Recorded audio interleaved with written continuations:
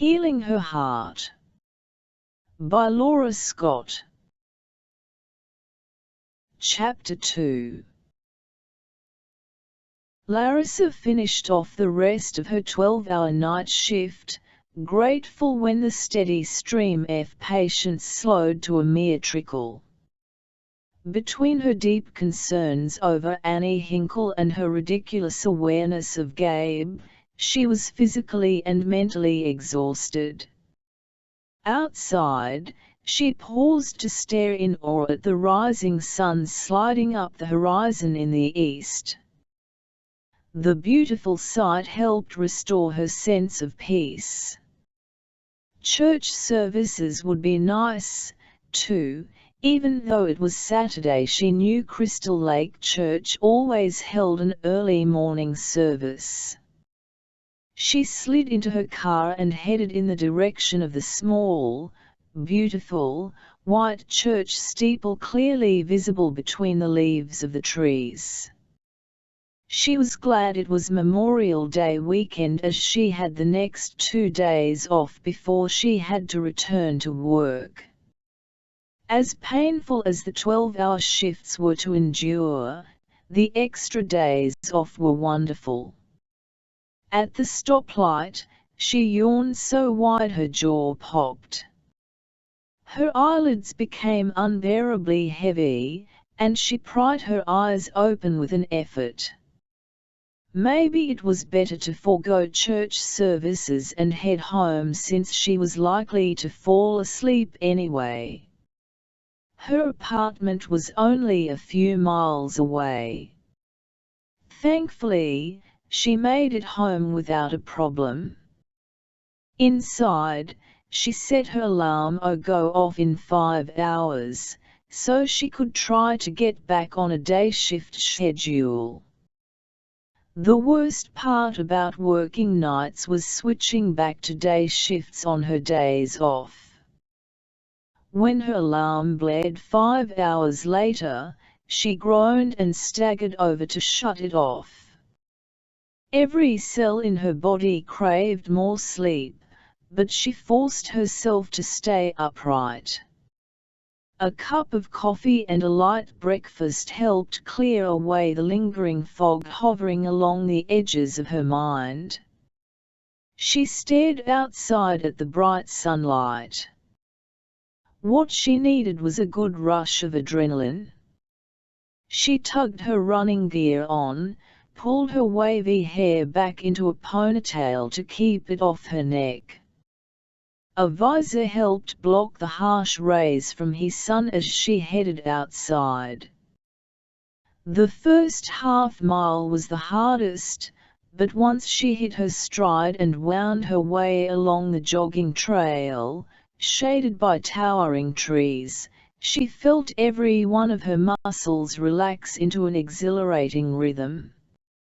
Other than being in church, these were the times she felt the closest to God, and she silently recited a prayer as she ran. Distant sounds of laughter wafted up from He Lake, where locals and tourists were enjoying the water.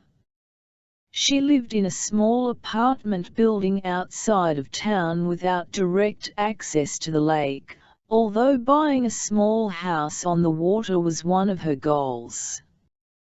Maybe next year, she thought with a smile. She'd come to Crystal Lake to escape a bad relationship and to get far away from the high crime rate of Chicago. The night the cops busted up a drug deal going down in the apartment across the hall from hers had pushed her over the edge. So far, she absolutely loved it here in Crystal Lake. Her peaceful run was abruptly interrupted by the harsh roar of a motorbike. She hugged the side of the trail, peering over her shoulder to make sure she saw the cyclist before he came upon her unexpectedly. The growl of the engine became louder, and she stifled a sliver of unease. One wrong move on this dirt-packed, hilly trail could result in disaster. The motorbike abruptly crested the hill, heading straight toward her. She leaped off the trail to get out of harm's way. But she landed off balance, her foot slipping on loose rocks and branches. She went down hard. The motorbike swerved around a curve, the driver letting out a loud whoop. "Idiot," she muttered, assessing for injuries. Her knees and the palms of her hands were scraped raw from a tumble, but it could have been worse. She stood, and her right ankle zinged with pain. Great. Just what she needed, a sprained ankle roughly 2.5 miles from home. The sound of the motorbike grew louder again, and she stared at the trail, unable to believe the guy had the nerve to come back after the reckless stunt he'd pulled. Sure enough, he was riding down the trail, once again headed straight for her. For a split second, she had the distinct impression that he was purposely trying to run her down. She scrambled out of the way, grasping the trunk of a tree for support as the motorbike whizzed by, so close that she could feel the heat from the engine blasting against her legs. She clung to the tree for several long moments, afraid the motorcyclist was going to come back for a third time. She sent up a silent prayer, thanking God for her safety, before she finally let go of the tree and hobbled back onto the trail. She limped as pain reverberated up her leg with every step. Finding a thick tree branch, she improvised, using it as a walking stick. The soft thud of footsteps on the trail made her tense. She forced herself to relax. There was no reason the driver of the motorbike would decide to come back on foot. It wasn't unusual to pass other joggers on the trail. Sure enough, a runner came into view. A tall man, wearing a sweaty orange t-shirt and navy blue shorts, with earbuds tucked into his ears blocking out the noise. Personally, she didn't get why anyone would want to listen to music while running when the peace and quiet was so much more soothing. But to each his own. As the jogger approached, she grimaced when she recognized Gabe Allen. She shouldn't have been surprised. She'd passed him in the running trails before, and they'd exchanged brief greetings before heading their separate ways. When he caught sight of her, he frowned and immediately slowed down, tugging the earbuds from his ears. "Larissa, are you all right? What happened?" She willed her heart rate not to jump as he stepped closer, concern darkening his warm, brown eyes. She cleared her throat and strove for a light tone. "Did a hot shot on a motorbike fly past you?" she asked wryly. "Because he ran me off the trail, twice." "Yeah, I saw him." Gabe dropped down to a crouch to examine the scrapes on her knees before he gently prodded her ankle. She sucked in a swift breath, and he glanced up at her. "This looks like a bad sprain." "Thanks for the diagnosis, Doc," she said lightly. "I realize I'm just a nurse, but I kinda figured that out all by myself." Gabe didn't take offense but sent her a lopsided smile.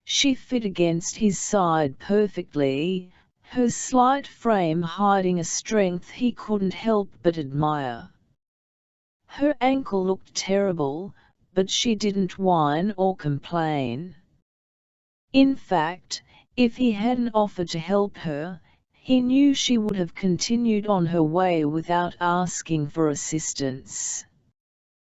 He had to remind himself for the 10th time that she was a nurse, which meant she was off limits. Permanently. Knowing that Tommy Hinkle was the one who'd run her off the trail made him grit his teeth in anger. Larissa was right, the kid was a menace, but he suspected that there wouldn't be much the police could do about it now. "Gabe? Is something wrong?" Larissa asked. He glanced down in surprise. "No, why?" "Your arm round my waist is getting tighter and tighter," she admitted.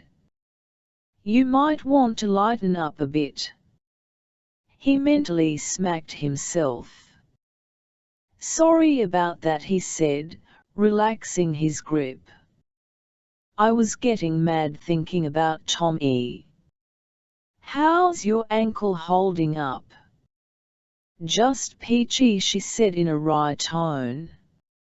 "I'm trying to take heart in the fact that your house is slowly getting closer. We'll be there soon, and then you can relax," he promised. His modest, wood-sided A-frame overlooking the lake was his private sanctuary, and while he wasn't accustomed to having women over, it wasn't as if he could drag Larissa all the way to town on foot. He knew she lived in the same apartment complex that Mary Haynes and several of the other staff lived in because he'd overheard the nurses comparing notes one day about an exceptionally noisy neighbor.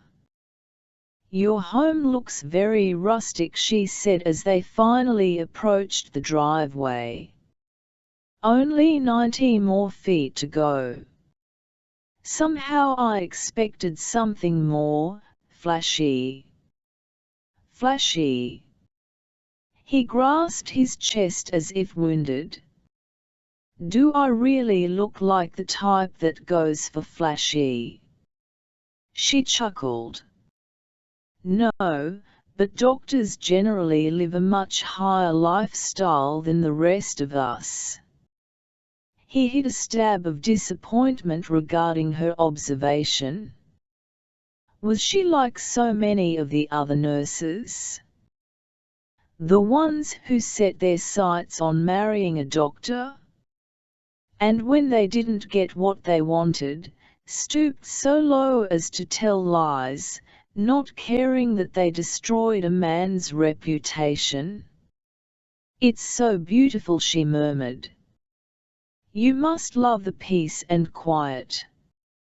"I do," he agreed, refusing to waste any time thinking about Rebecca. She was out of his life, for good. 3 more feet and they were up to his front stoop. "Can you navigate the step all right? Or should I carry you?" "I can do it," she responded quickly. He held the door open for her, and she limped inside, heading for the closest chair. "Thanks," she said with a sigh. "Feels good to sit down for a moment. I hate to ask for any more favors, but I'd appreciate a ride home." "I'll drive you home as soon as we clean up those wounds." Didn't she realize there was blood oozing out from his dirt-filled abrasions? "Sit tight, I'll be right back." "Wait, you don't have to," she began, but he ignored her. He went to rummage through his bathroom cabinet, finding everything he needed: dressings, tape, antibiotic ointment. When he returned, he discovered she'd made her way into the kitchen. "I don't want to bleed on your carpet," she said with a hint of defensiveness. "And I washed the scrapes on my hands with soap and water." He set the supplies on the table and then went over to fill up a bowl with soapy water. He brought it over and knelt beside her. "This might hurt," he warned as he took a soft washcloth and began cleaning her knees. The abrasions weren't too bad, and she didn't say a word as he cleaned them up. "What's the matter?" he asked when he finished putting fresh dressings in place. "Did you think a measly doctor wouldn't know how to dress a wound?" "No, you did a fine job," she said in a low voice. She avoided his gaze. "Thanks so much. It's a good thing I'm off work for the next 2 days. A bit of rest and I'll be as good as new. You might want to see your doctor. He'll write you an excuse to stay off work longer if needed." "I'll be fine," she repeated. "I'm sure you want to get back to your run, so if you could just drive me home, I'll get out of your hair." She was acting a bit strange, and he thought she might be having more pain than she'd let on. He loosened her running shoe. "First, let's wrap up this ankle." The swelling hadn't gotten too much worse, which was a good sign since she'd been walking on it for the past 20 minutes. Maybe there wasn't any ligament damage. "Better?" he asked when he'd finished wrapping it snugly. "Much." Her voice sounded strained. "Thanks." "Again?" He stared at her for a moment, trying to gauge her mood. He rose to his feet and crossed over to the fridge. He pulled out a bottle of water and handed it to her. After taking a swig of his own water, he took a bag of frozen peas out of the freezer. "Here, use this as an ice pack," he said, draping the bag over her ankle. She let out an unexpected chuckle. "Too funny. I have a bag of frozen peas that I use as an ice pack, too." He couldn't help but return her smile. "I bet every runner has a bag of peas in their freezer." "Maybe," she agreed. She took a long drink of water before recapping the bottle. "So, is there anything else you think you need to fix, Dr. Allen? Or should we get going?" He had the insane urge to offer to make her dinner but stopped himself just in time. "I'll drive you home. Here, lean on me. My car is in the garage." "No problem."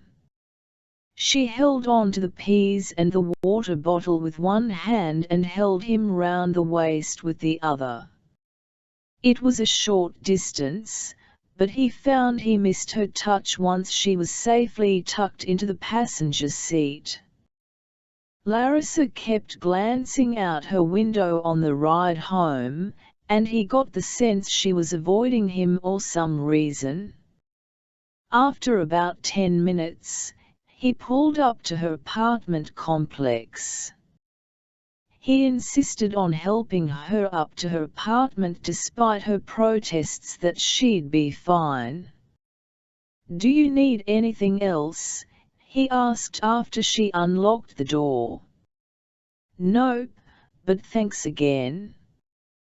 See you later. She barely got out before she shut the door firmly between them. He stared at the closed door for several long seconds before turning to make his way back outside to his car. The thought that she'd been so anxious to get rid of him didn't sit well. And much like the way she'd interrupted his run, granted, through no fault of her own, she annoyingly infiltrated his thoughts for the remainder of the day.